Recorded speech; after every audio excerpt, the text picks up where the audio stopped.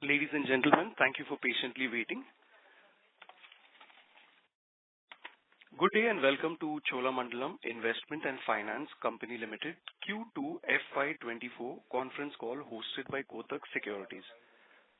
As a reminder, all participant lines will be in the listen-only mode, and there will be an opportunity for you to ask questions after the presentation concludes.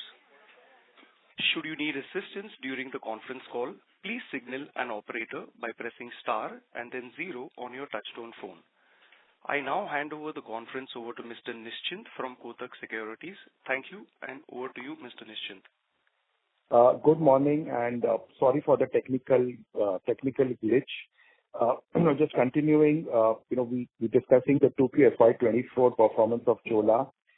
We have with us Mr. Vellayan Subbiah, Chairman and Non-Executive Director, Ravindra Kundu, Executive Director, and Arul Selvan, President and CFO.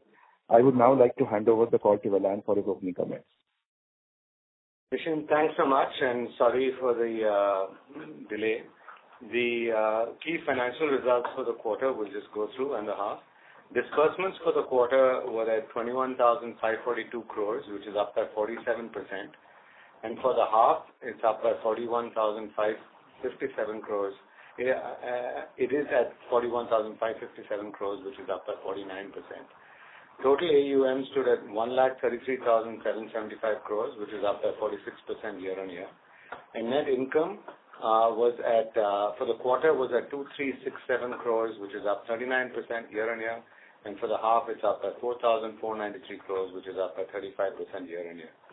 The PAT for the quarter was at 762 crores, which is up by 35%, and for the half year, it's at 1489 crores, which is up by 32% year-on-year. So, the Board of Directors of CIFCL approved the unaudited financial results for the quarter and half year. Just some quick highlights. Both disbursements and AUM was robust in Q2 due to all-round growth in demand. We're seeing a pickup in replacement demand from end-user segments in the auto sector, and that supported the growth for vehicle finance. The loan against property business witnessed a healthy revival due to growth in demand from the SME segment. And home loans continue to register above-average growth due to revival in earnings of self-employed non-professionals. The new segments of SME, CSEL, and SBPL also continue to register growth, though on a smaller base. And in Q2, CIFCL launched a composite QIP issue of equity shares, rupees 2,000 crores at a price of 1,180 per share, and compulsory convertible debentures, rupees 2,000 crores at a face value of rupees 1 lakh, overall aggregating to 4,000 crores.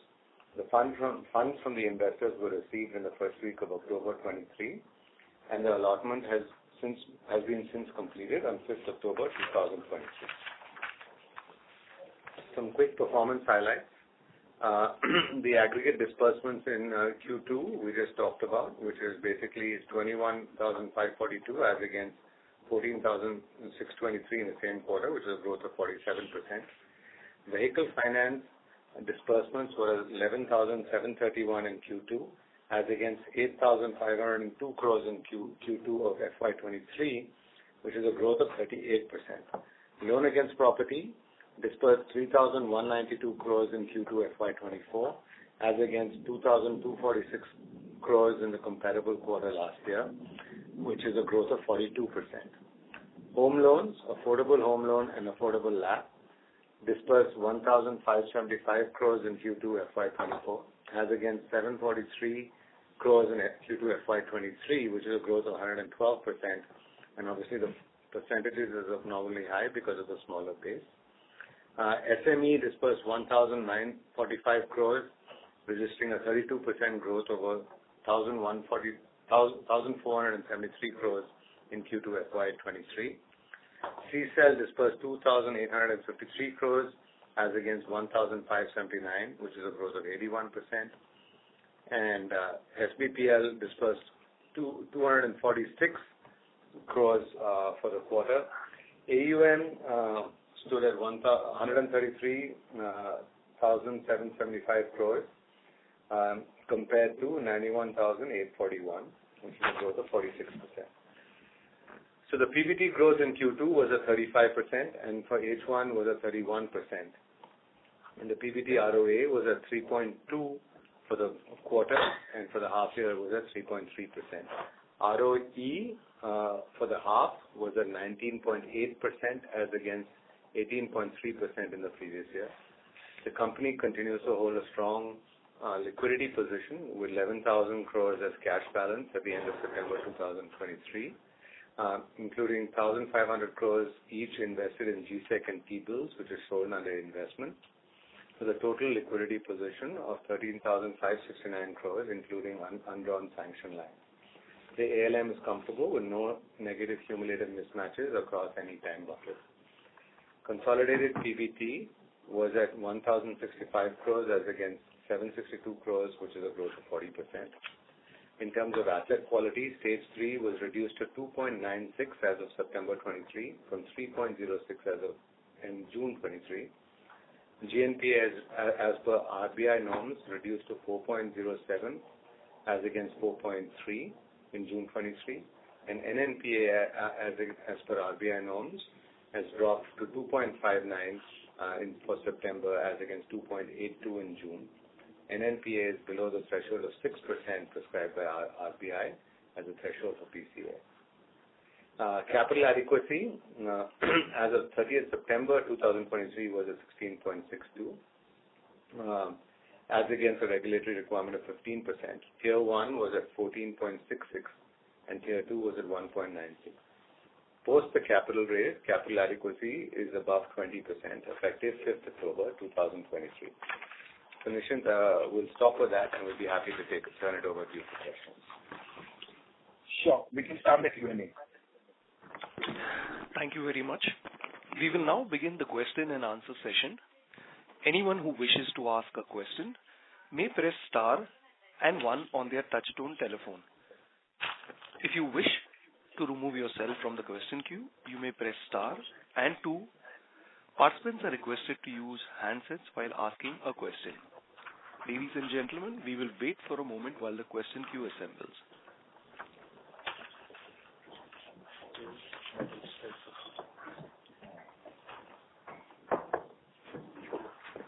The first question is from the line of Puneet from Macquarie. Please go ahead.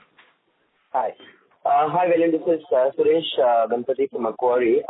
Now let's address the elephant in the room, which is the new business loans, NPLs, William, because it's gone up from 28 crores last quarter from that level to 190 crores. I know there is a base effect here, but if I were to look at this number on a lagged AUM basis, it's 4%, William. It's a stupendous increase. Are you guys not worried about this pace of increase in this segment?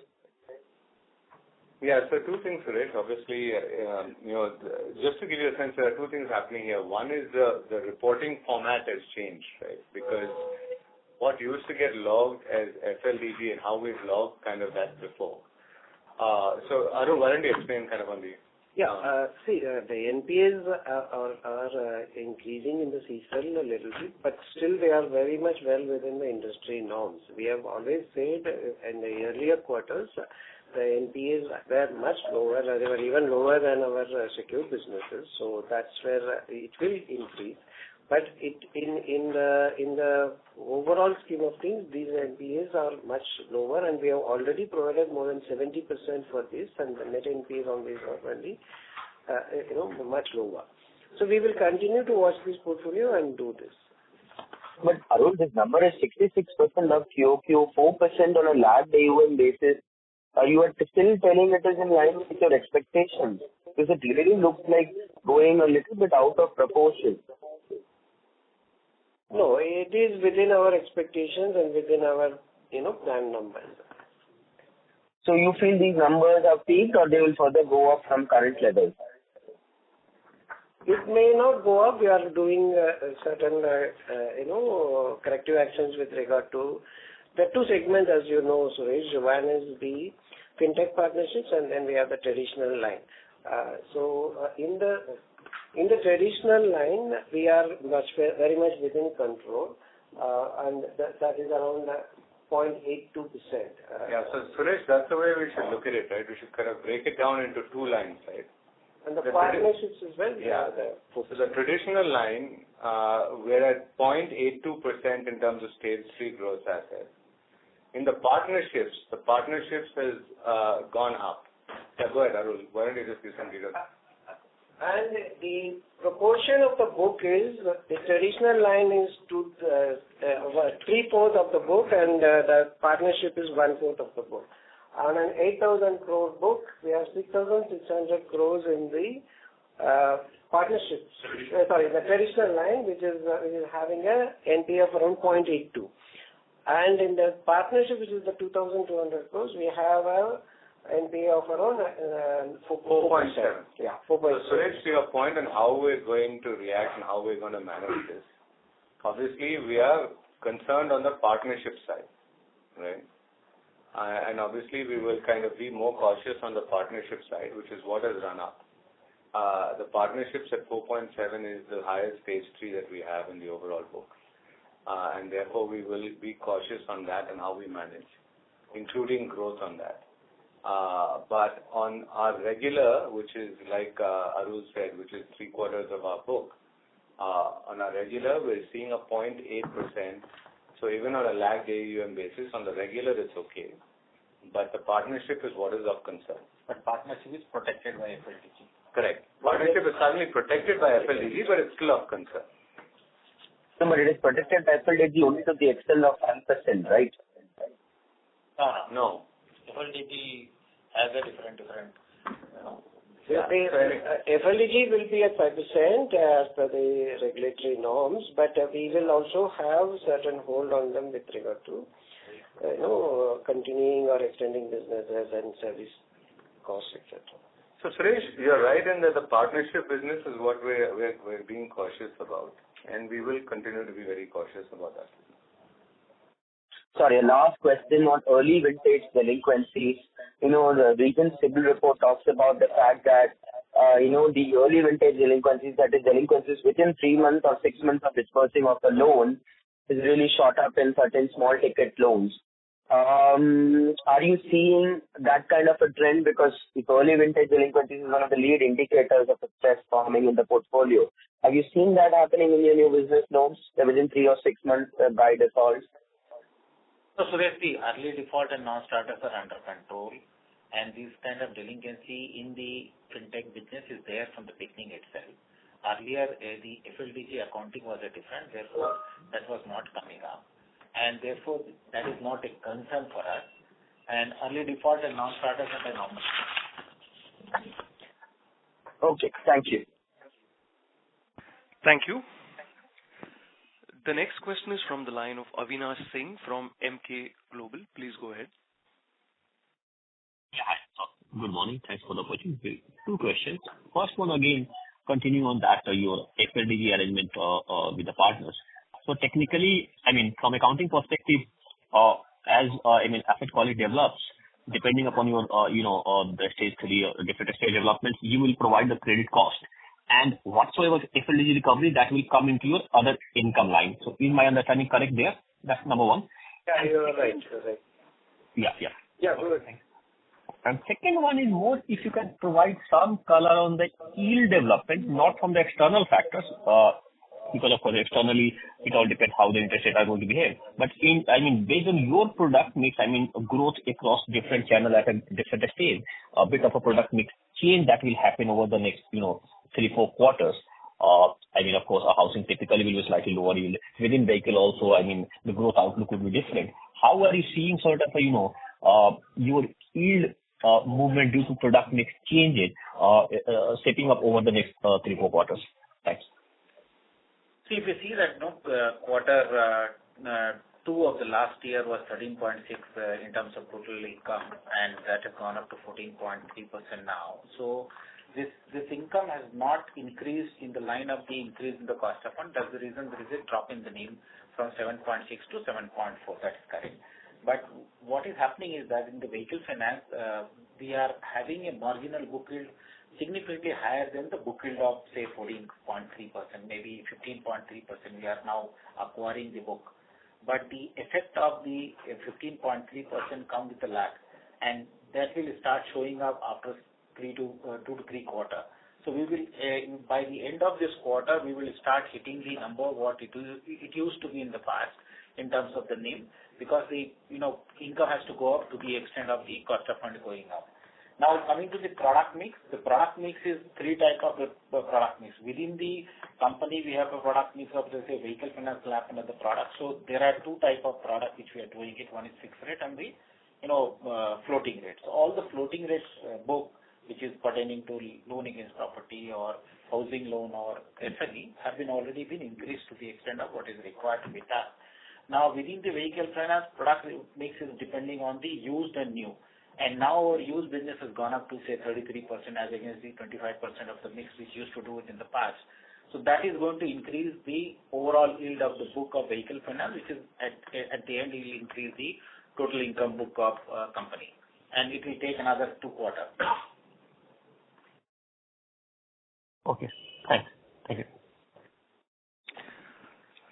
Thank you very much. Ladies and gentlemen, ensure to the management is able to address questions from all participants in the conference. Please limit your questions to 2 per participant.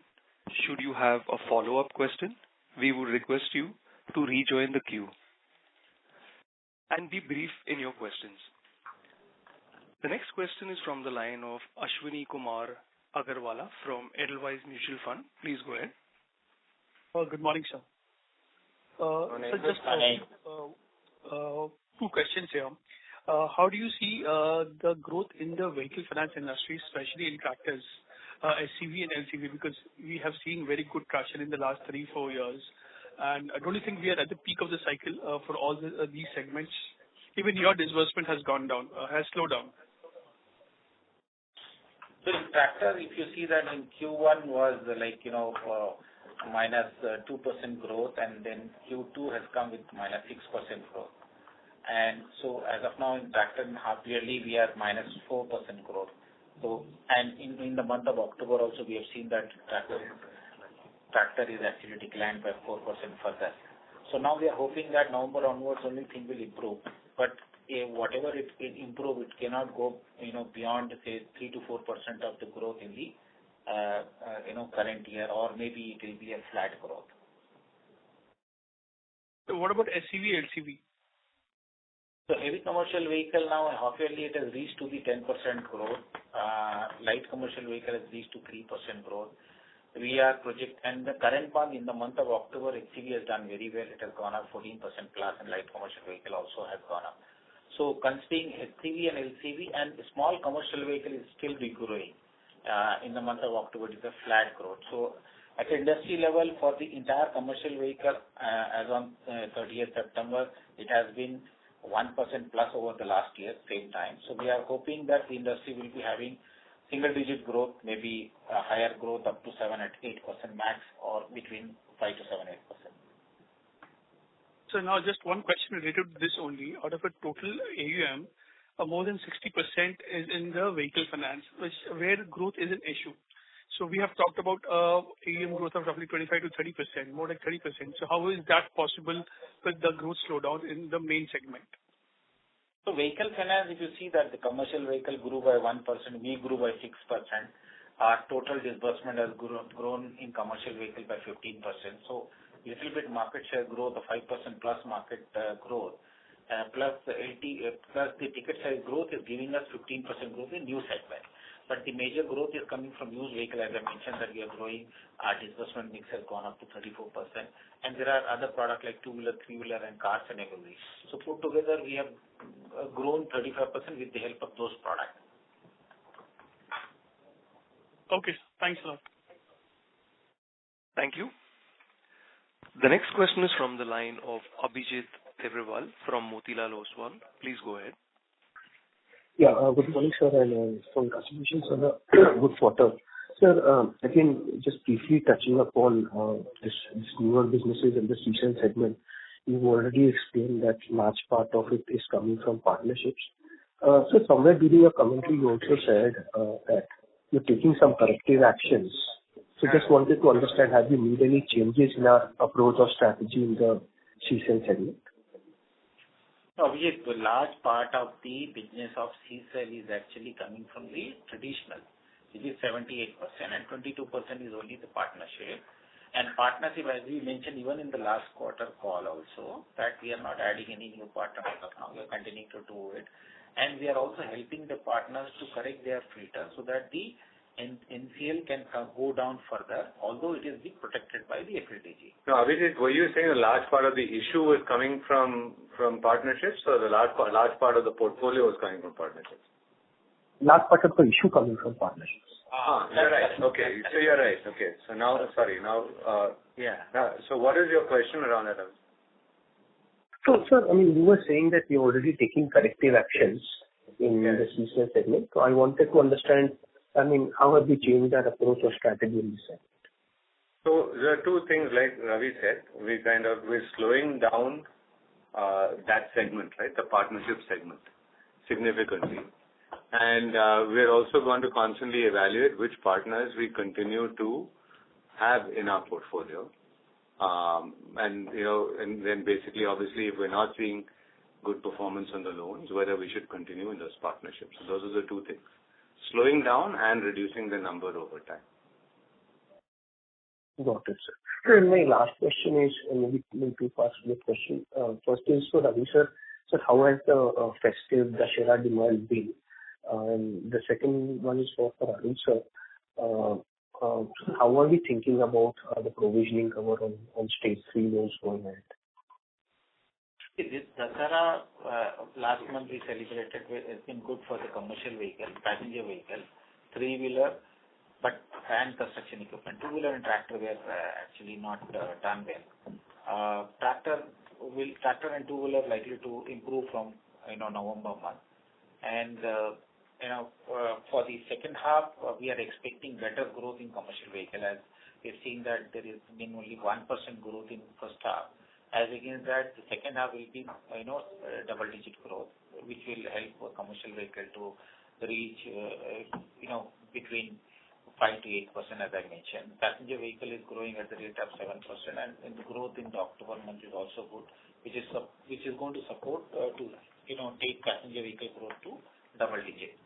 So that is the growth, and as I mentioned that when you gain a little bit more market share in the case of commercial vehicle and passenger vehicle, what we have achieved now, like for example, now we are up by 20-30 basis points in terms of market share in commercial vehicle and passenger vehicle. Our disbursement growth is coming to 20%, and the additional growth which is coming up to take the overall growth to 35% is being met by the 2-wheeler, used vehicle, and 3-wheeler and construction equipment. And so, what is your second question? So the provision coverage, So provision coverage, as you would have seen, Abhijit, has been improving, and we are now at around 47%. My view is it will hover between 45 to 50% as we move forward in the next few quarters. It will depend on the PD, LGTs, and the product mix. Got it. That's all from my side. Thank you very much, and all the very best to you and the Chola team. Thank you. Thank you. Thank you. The next question is from the line of Prashant Sridhar from SBI Mutual Funds. Please go ahead. Yeah. Hi, sir. Thanks for taking my question. So the yield in these new businesses seems to have gone up significantly from 22 to around 27%.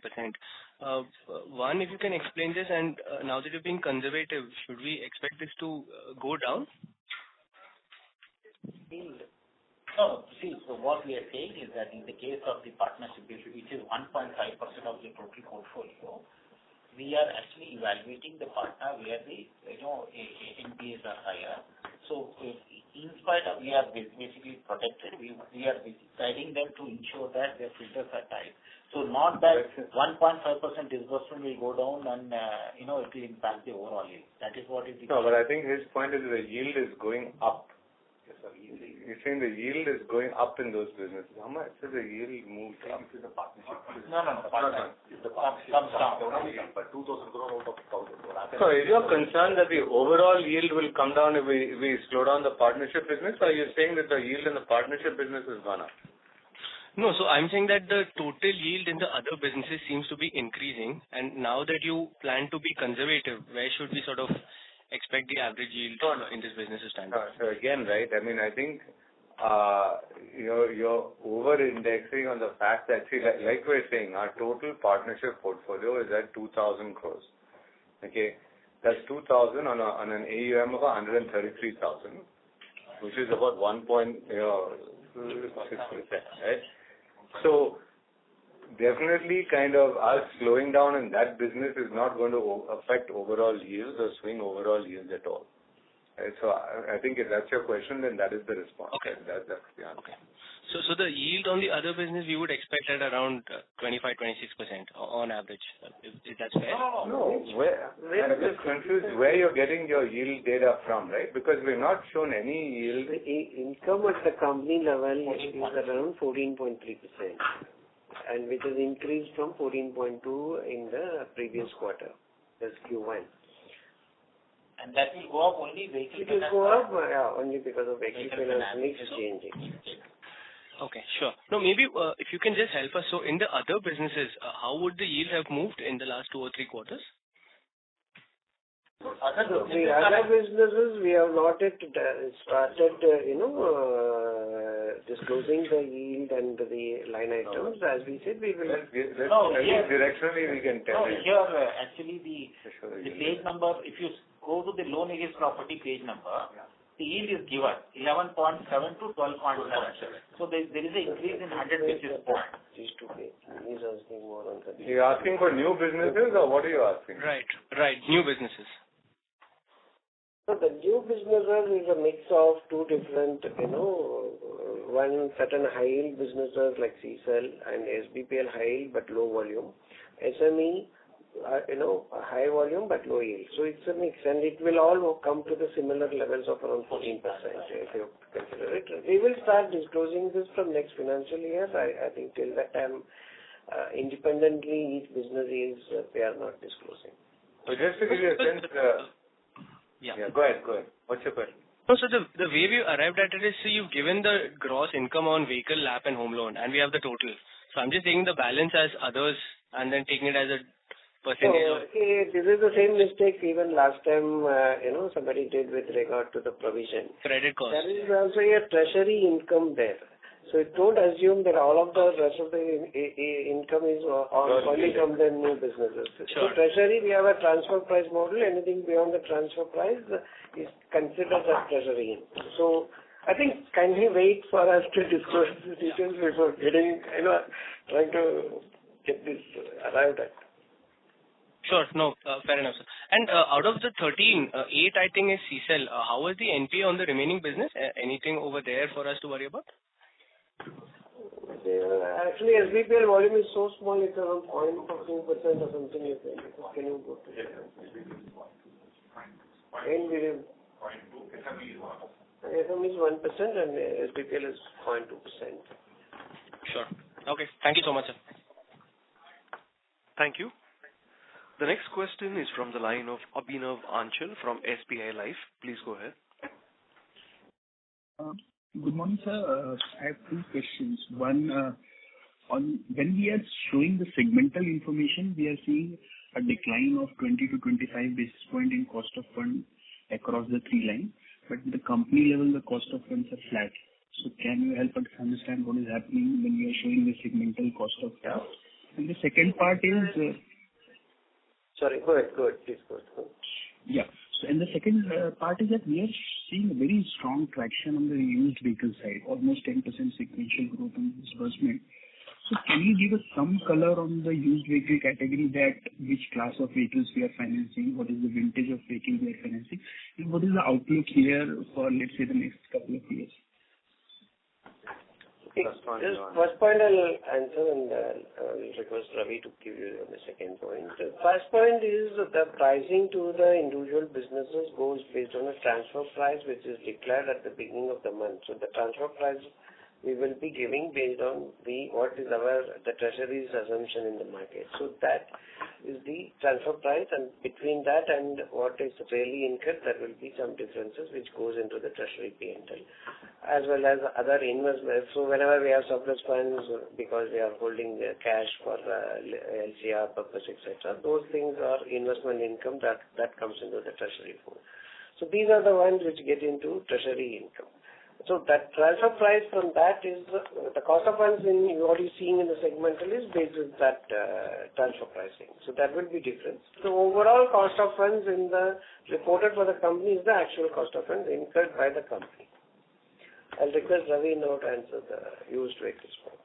So used vehicle we mentioned in the past that we will be focusing on that, and this year is the market of the used vehicle because last year new vehicle purchased went up, and then now people are selling their vehicle, and then the replacement demand will pick up, and that will help the industry to basically see new vehicle also getting sold.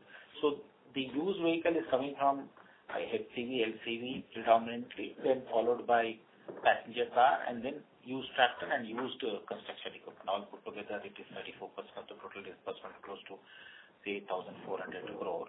And these businesses are going to go up only, and the growth, the momentum is very good, and it is going to be maintained in this way. Now, we have always clarified that we have been doing the business of used only for the vehicle which are less than 10 years. So major vehicle which are coming to us for buy and sale or refinance are 5 to 10 years old vehicle. Okay. Thank you, sir. Thank you. Hello, Abhinav, are you done with your question? Yeah, I'm done. Thank you. Thank you. The next question is from the line of Shweta Daptardar from Elara Capital. Please go ahead. Thank you, sir, for the opportunity and congratulations on this, sir. I just have one question. So this quarter we saw credit cost around 1.3%, and given the fact that there have been additions to NPA from the new business segment, you also mentioned we raised the PCR there. What is the normalized credit cost for the overall book going forward? Thank you. So we had already, indicated that in earlier calls that our over a cycle we would be in the range of around 1%. So maybe this year we may land up slightly higher at around 1.1 or 1.2%, but we expect in Q3, Q4 good traction on the vehicle finance and other portfolios to reduce this percentage. And sales should be in the range of around 1 to 1.2% this year. Okay. And just one question I just want to confirm. So did you mention CV volume growth to be 8% for the full year, FY24? What volume growth? We couldn't hear you. What is your question? CV volume growth. What is that 8% growth in CVs for full year, FY24? That is the industry. We have mentioned that industry likely to grow in single digit because as of now growth is 1%. So it will improve over the period in the second half, and it will go between 5 to 8% is our expectation. So that's the volume growth, right, for the full year? The industry volume growth. Okay. Noted. Thank you. Industry number growth. Thank you. Ladies and gentlemen, in order to ensure that the management is able to address questions from all participants in the conference, please limit your question to one question per participant. Should you have a follow-up question, we would request you to rejoin the queue. The next question is from the line of Saptarshi Chatterjee from Grow AMC. Please go ahead. Good morning, sir. Thank you for the opportunity and congratulations. Sir, if you can give some ballpark indication, what would be ROTA for the new businesses? And if we assume that the ROTA, as you have said earlier, that the ROTA for the new business are higher than the company level ROTA, then if I see pre-COVID we are making around between 3.1 to 3.5, 3.6% ROTA. Now also, even after, sorry? Please go ahead. Yes. So now if we see after new businesses are now around 11% of our AUM, still lower, but we have achieved some bit of diversification, but our ROTA has not improved much. And going forward, one can expect only credit cost to move up from here as the book matures. So I wanted to know your perspective, whether the structural ROTA improves as we grow our new businesses or it will be remain in the similar line. So, the comparison between COVID period and now, there are two important elements. The cost of funds was very low, and we had also passed on some benefits on the yield, especially with regard to vehicle finance book. We spoke about it. We cannot correct the yield on the fixed rate book. So that correction will happen. So that is going to be NIM accretive and therefore ROTA accretive. Our expectations are we have sort of bottomed out on the peaked out on the cost of funds. So here onwards, there should be reduction in cost of funds. So that should also be NIM accretive. I'm not wanting you to build too much expectation on that, but this could be in the range of around 5 to 10 basis points from each of them contributing. The credit cost will come lower. If you again go back to pre-COVID, you will always see Q1 and Q2 are the quarters, especially in vehicle finance, where you will see higher credit costs because these are, months where activity levels are much lower and especially for vehicle operators. And they tend to have better earnings in Q3 and Q4, where we will have better traction in collecting overdues as well as regular EMIs. So, that's where I am giving, when I spoke on the earlier question also, it is from current 1.3%, it will come down to 1.2 or 1.1% is the overall credit cost we are expecting. So we are confident of keeping the ROTA at around 3 to 3.5%, which is what we always say that we are endeavoring to reach at, and we are confident that this year also will reach the 3.5%. I mean, it's helpful. And any ballpark indication that you can give on the new business ROTA? No, I told again in the earlier questions that the new businesses breakup will start disclosing from next year. So we will do that. Kindly wait. Understood. But still, even if those are higher, but we will still remain around 3 to 3.5% ROTA guidance. For indication, sir, it is like there are new businesses which are lower yield and lower ROTA, like SME businesses, and there are other businesses. So we will have to wait and... The SME business is lower than the overall company ROTA, and it is going to be like that only. And our CSL business and SBPL businesses will be much higher than the company ROTA, what we are delivering as of now. But it will take time because we need to leverage on. We have invested in that in terms of people.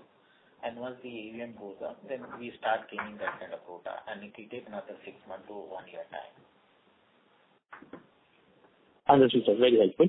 And just one clarification. This quarter, we are seeing that the employee cost growth has been Q on Q very high, even on Y1 basis. Any one-off in this?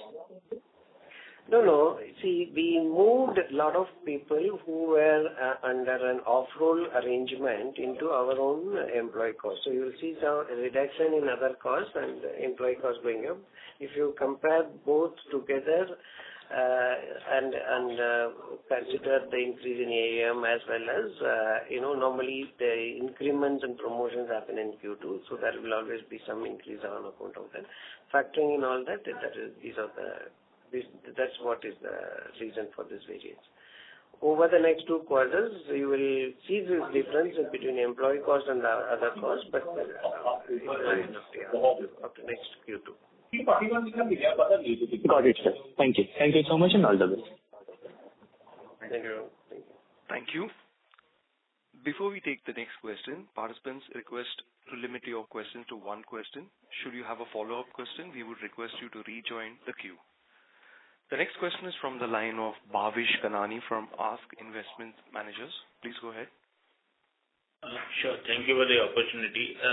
Going back to the fintech partnership where we are looking to take corrective actions, just wanted to understand the manner in which the entire arrangement is structured. That is, I'm sure we would be giving them certain filters of the kind of loans we want to source through them, and on top of that they would be doing their own evaluation. How does it work really in terms of exact or specific aspects of the arrangement when it comes to underwriting aspect with partnership model?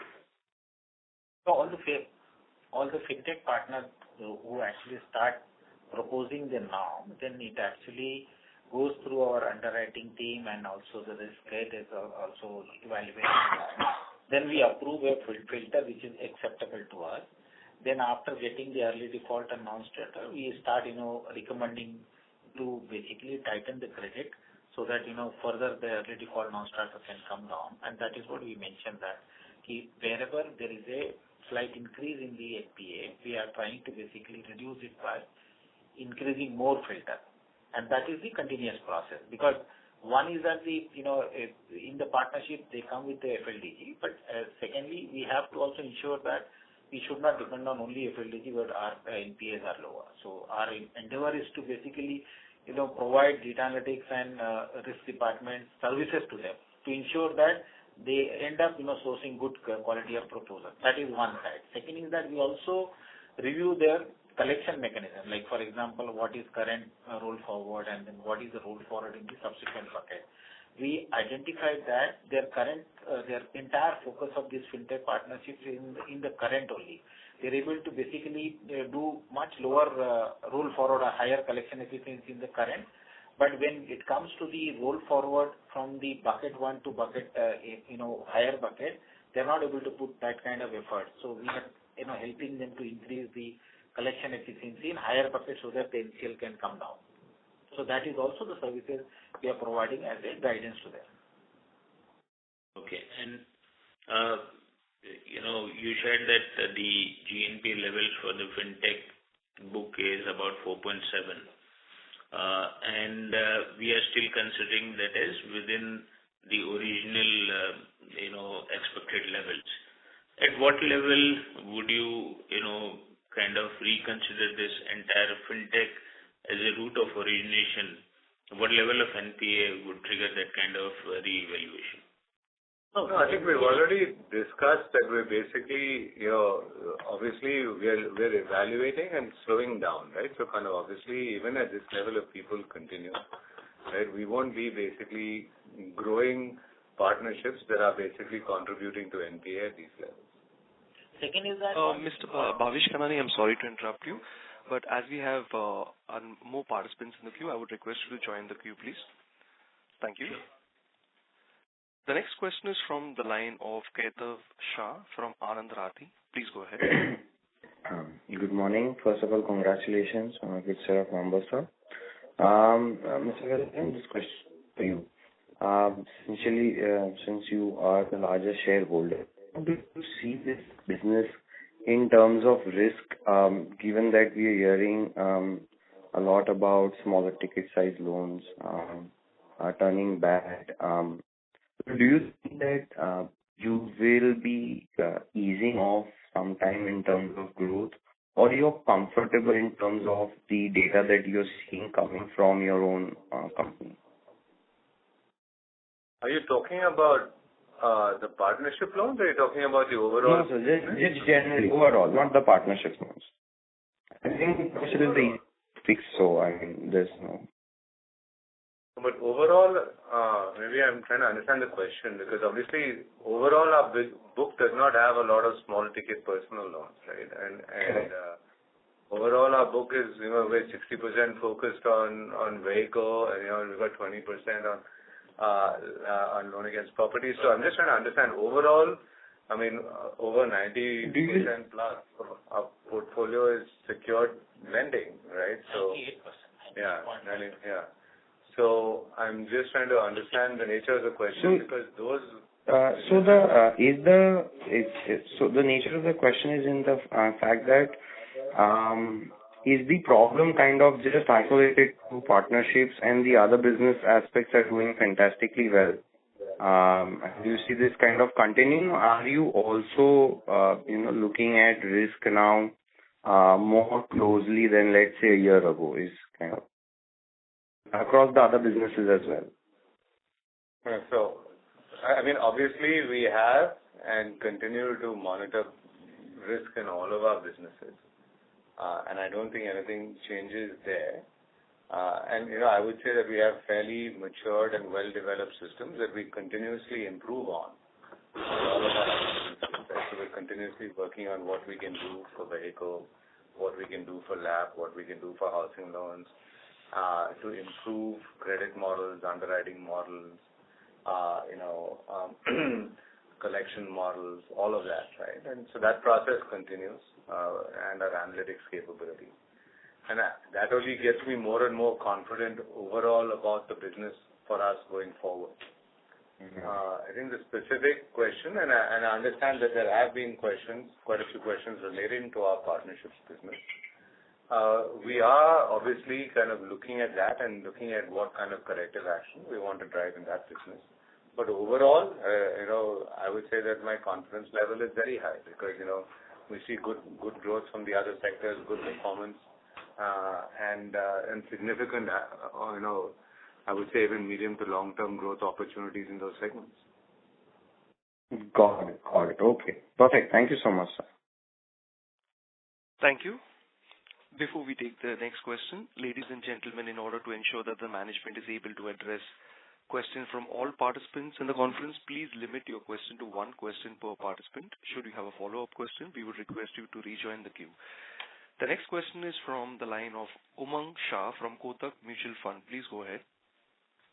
Yeah. Hi. Congratulations to the team on a good quarter. Just one question from my end now. In the past also the management has discussed, right, some of these new businesses will take some time to stabilize and by nature itself they might have slightly higher NPLs on the face of it. But my question is that should we assume that on a long-term basis the headline NPA and the credit cost number might look a little elevated, although we might be able to deliver the kind of ROAs and ROEs that we are looking at the overall console level. Is that the right understanding? Yeah. See, that is the whole point of the diversification, right, Umang? Because we will have books which will run at much lower credit costs, and we'll have some books which will run at a slightly high elevated credit cost. And they will also change the quantum and the percentages over cycle. And the well-diversified book helps us to manage this and keep it within the target, as I was telling you earlier, in the 1 to 1.2% range. I think we still hold that, and we are confident that we should not cross that. Given other. So Umang, the answer to your question is no. We don't think it's going to kind of increase out of this range. Perfect. That answers my question. All right. Thank you so much, and wish you good luck. Thank you. The next question is from the line of Preeti RS from UTI AMC. Please go ahead. Good morning, team. Thank you. So if you look at, my question is on the asset quality in vehicle finance. If you look at the provisions, it is trending at around 1.6% for the first half, which is higher compared to pre-COVID trends. And even the gross stage 3 on absolute basis is higher by 17% compared to March 23. And if you do some back calculation, it suggests we have written off 400 crores on a overall portfolio basis. So which segments within vehicle finance are contributing to newer slippages? See, vehicle finance, first of all, from June to September end, if you see that our NPAs are flat, it is 3.35 to 3.32 in absolute value. It has gone up by 100 crores. But provision has gone up by almost 100 crores. So that is the additional provisioning we are creating for the higher bucket from this financial year. You would have heard that RBI is talking to every finance company to improve the provision coverage. So we have brought one particular norm which is over and above the ECL, and that is the reason for the higher NPA for this. Second is that this first quarter and second quarter is always the lean period for the vehicle finance, especially in September this year. It was fully raining as against the August was dry. So little bit collection did not happen in the month of September as it was expected, which is going to happen in this quarter. Last year, if you see that, our numbers are much lower from the Q1 to Q1 and Q2 to Q2 and H1 to H1. And we are expecting that we have closed the number close to 1.2%, and with the help of the Q3, Q4 performance, we will reach to the level. So is it fair to say it's the tractor segment within the vehicle finance? No, it is not a tractor segment alone. It is all across segment, across the markets. there is no concentration with respect to geography and the product. Okay. And could you confirm if the write-off number is right for the Q2 and Pardon? Pardon? What is the write-off number for H1? H1 write-off number, 1 second, just hold on. H1 write-off numbers are actually similar to what last year number. 100 crore lower. Actually, it is lower by 100 crore. Okay, fine. Thank you. Last year it was 500 crore, now it is 400 crore. 400. Okay. So at company level? That is the company level. And even vehicle finance also is lower. It is 110 crores. Yeah. Most of it coming out of vehicle. Yes, sure. 111 to 89. Yeah. Got it. Thank you. That is my question. Thank you. The next question is from the line of Kunal Shah from Citigroup. Please go ahead. Yeah. So the question is on OPEX. So even if we do this adjustment in terms of outsource agent role, but still at the overall OPEX level, the sequential rise seems to be quite high. So where do we see OPEX to assets? And we see it across the segments, it's not particular. Across the cost to asset direction. So what would be the outlook on that? And if you can just share the number of employees who have now been on the on-roll, because it doesn't seem to include in this 51,000 employees which we have. No, we still keep it at 3% average asset level. That is what is our stated this thing, and we are confident we should be within that, as we close the year this year. This quarter increase is because of the increments that normally happen in Q2, because all our employees get their annual increment as well as promotions, etc. in effective July. So you have the full hit of that comes. That is one thing, as well as there has been incremental people. And all annual incentives are also accounted in this quarter. So X of employee overhead also seems to be high if we adjust for this transfer. Okay, so no doubt it's a decline, but if we just... Yeah, there is a disclosure on the number of employees also. So that includes off-roll? We're saying X of employees, you're saying the other overhead. Other overhead is because branch expansion is there, and other overhead has not moved that much. You can see that.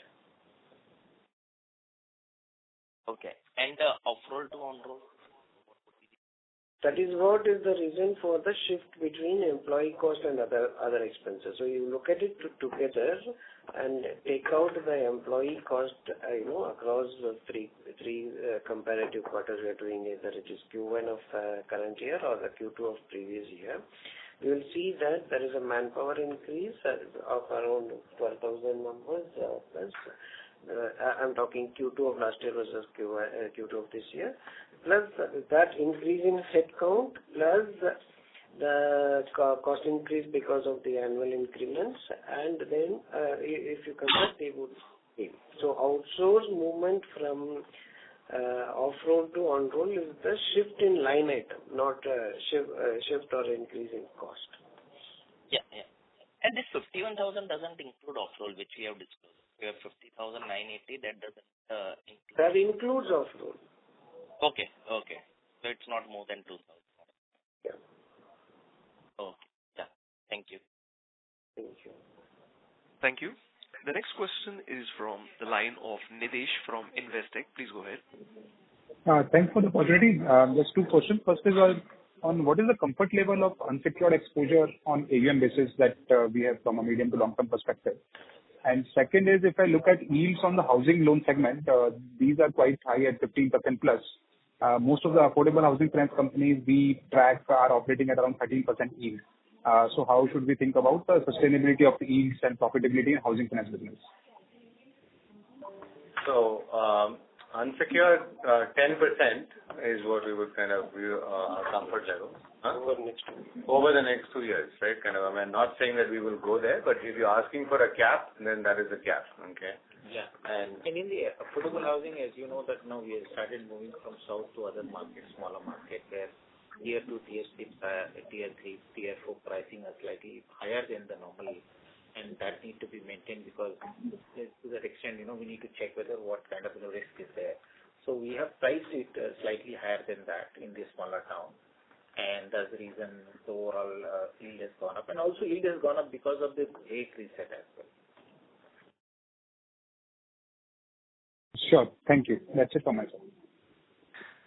Thank you. The next question is from the line of Piran Engineer from CLSA. Please go ahead, sir. Yeah, hi. Thanks for taking my question and congrats on the quarter. I'm just referring to your sector outlook on slide 33. What really makes you cautious on HCV and SCV at this juncture? Especially for HCV, you mentioned increase in operating costs, so just wanted to understand that better. In heavy commercial vehicle, actually, that for us, the problem is that if our cost of fund is high, we don't participate in. And SRTOs are not able to participate because there is a formalization happening in the heavy commercial vehicle business. That is what we are trying to mention. That our exposure as of now is 7%, and we are trading carefully in this segment due to the increase in price and operating cost of the vehicle. Because cost of vehicle goes up, then our customer segment is not in position to, acquire the vehicle and operate that. Because our customers are small road transport operators, they don't have the contract of the load. And they need to look for the load, and therefore the productivity goes down. Wherein the captive and mid-size or large fleet operators, they have a contract, and therefore they can manage in spite of the cost of vehicle going up. No, but why do you say operating costs are up? Because fuel prices have been, which is the largest cost. Fuel and toll are the big costs. I don't know about toll, but fuel prices have been stable now for more than a year. Oh, the driver and, driver cost, then the insurance cost, all those costs are also going up significantly. Achha. Fuel cost is the constant, but rest of the costs are also gone up. Got it. And just quickly on your other income, which used to be like 40-50 crores per quarter. Now last 2 quarters, it's been tracking more than 100 crores, this time 140. Can you just give us a sense of what exactly is included in this other income? No, this quarter, there's a dividend income into it. We have given that in the notes, if you can see that. Normally, the other income should be in the range of around 30, 35 crores, 40 crores, last quarter, we had the FLDG coming into this, which was the largest one. This quarter, it's not to that extent, it is much lesser. But there is a dividend income coming. This will stabilize into the 40-50 crore levels. Got it. Okay, I would have missed that. Thanks a lot and all the best. Thank you. Thank you. The next question is from the line of Bhaskar Basu from Jefferies. Please go ahead. Yeah, thanks. Just 2 questions. I think one you partly clarified. So, on these variable commission structure with fintechs, etc., is the variable fee or commission netted off in the yield level? And so, to some extent, is that FLDG or quasi-FLDG embedded in the yield? That was number 1. And secondly, if you look at your unsecured portfolio, which is about 8,000 crore, I think you talked about 2,000 crore being fintech partners. So as you kind of calibrate your fintech book, what are the steps you're taking? Do you expect the whole book to slow, or are you building, or are you taking any steps to kind of build your traditional channel so that the growth there continues to sustain? Yeah, these are the 2 questions. See, there is no variable commission and all. What happens is the share of yield is differentiated when based on the portfolio, based on the FLDG, based on the volumes. So many factors run into it. So what is the ultimate yield and what is the share the fintech partner retains and what is the share the share retains. So this will change partnership to partnership, and this cannot be disclosed as confidentiality with all of them, and we also don't want to disclose these things right now. So that is what is there over and over the FLDG, which will protect us. Got it? Yeah. So now, as far as the mix is concerned, as you mentioned, is right. That 75% is basically a traditional book and 25% is partnership book. And in the partnership, as you asked that, what are we doing it? Out of the 10 or 12 partners we have today, there are few partners we have seen that there is a requirement to, calibrate their, underwriting now to reduce. But at the same time, the others are doing well. So, those who are doing well, we need not just, reduce their number.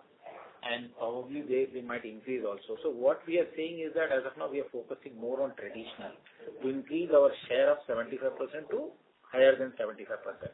But that doesn't mean that the 2,000 number will go down, and 2,000 number is actually going to be maintained as it is. But it is coming from the better, partner who are having a good quality and lower NCL and lower NPA. Right. So just a clarification there on the first part. What I was referring to is performance-related commission, where there is a whole structure wherein you kind of the commission is linked to performance of the portfolio. So I was basically referring to those. I mean, FLDG is very clear, I think. We there earlier, but now we don't pursue that part. Oh, okay. Okay. And so FLDG is now reflected in the other income is what I understand, right? On write-off, it will reflect it. Till then, it will be outside the book because we keep providing for that book. And once we know that either it crosses 90 days or 180 days or we get a confirmation that this is not collectible, then we invoke the FLDG, and the moment FLDG is received, we show it as income there and reduce show it as write-off here in the NCL line. Okay. Thanks. Thank you. Thank you. The last question is from Nischint from Kotak Securities. Please go ahead. Hi, thanks. So my question actually pertains to the release that you have done, to the exchanges on the family arrangement. Now without getting into the specifics because it's a family matter, but just curious, is there any implication for the listed company and its shareholders in terms of the shareholding pattern changing or any changes in management or anything of that sort that listed shareholders need to be aware about? And I think we've clearly stated in the statement itself that there's no impact to listed companies or the shareholders. So just to give you a sense, the transaction is fairly simple in that we have a holding company, which is Ambadi Investments Limited, that then holds equity in all the underlying kind of companies of the group, right? And that family member owned a percentage of Ambadi Investments Limited, which we have now basically effectively bought back from that family segment, right? So basically now the only transaction is in the holding company, but all the rest of the members of the family continue to hold equity in the holding company, and we bought back her portion of it. I mean, that not hers, but her segment's portion of it. Right? So there's no implication on anything else in public companies and no implication for other shareholders at all. Perfect. That's very fair for sure. That's very reassuring. That was the last question for today's call. So thank you everybody for attending this call, and thanks a lot to the management for giving us an opportunity to host this call. Thank you. Thank you, Nischint. Thank you. On behalf of Kotak Securities, that concludes this conference. Thank you for joining us, and you may now disconnect your lines.